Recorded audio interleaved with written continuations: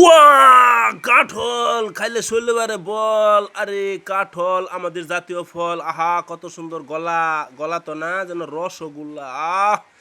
যে খাইতাছে সেই বুঝে বেডা কাঠল যে এত মিডা। কত সুন্দর ফাইকা, কত সুন্দর কালার, দেখতে চমৎকার। দেখতেও তাজা, খাইতেও কি মজা। এই যে কাঠলের গলা, আমি আতা কি আর কইয়াম ভাই কাঠলের কথা।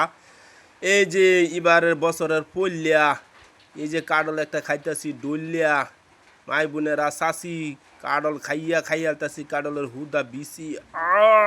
কি মজা, মজা রে মজা। হা